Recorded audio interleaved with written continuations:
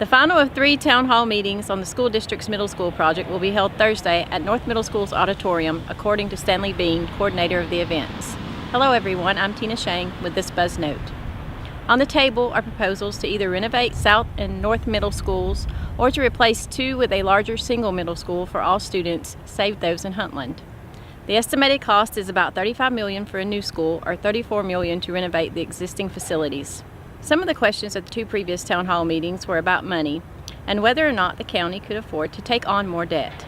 We talked with County Finance Director Andrea Smith about the cost. With our current debt structure and the tax levy that we have going to the Education Debt Service Fund, which is a fund that is set up to pay any type of debt service that has to do with education.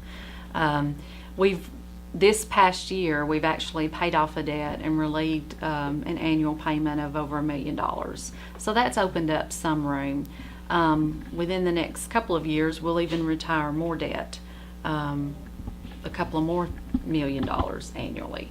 So we're looking at anywhere in our current tax structure and with our current fund balances in our Education Debt Service Fund, to be able to pick up a bond payment.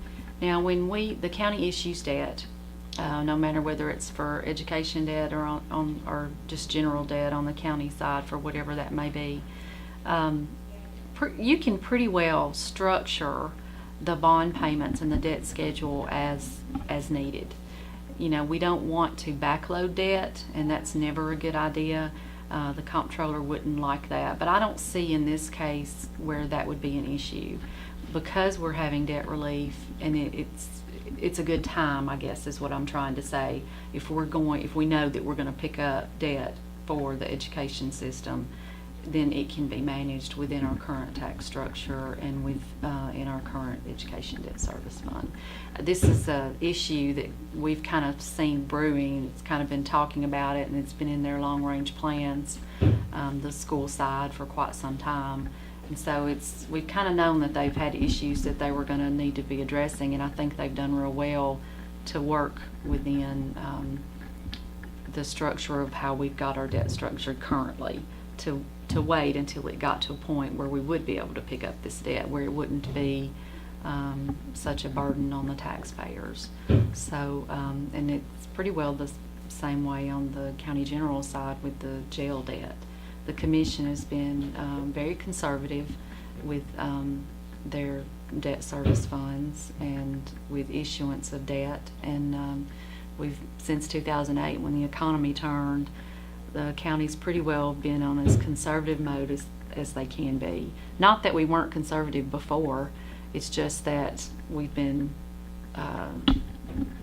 uber sensitive to the fund balances and to the operations of the county. So that's where we are with that. Panel members, in addition to Bean, are Lonis Clejo Walker, board member, Holly Eastlick, assistant principal, South, Daryl Osteen, parent, North, Rachel Henn, teacher, North, Jessica Eade, student, North, Dawn Beinhart, parent, South, Ashley Margarini, teacher, South, Paul McRae, student, South, and Sandra Stewart, community member.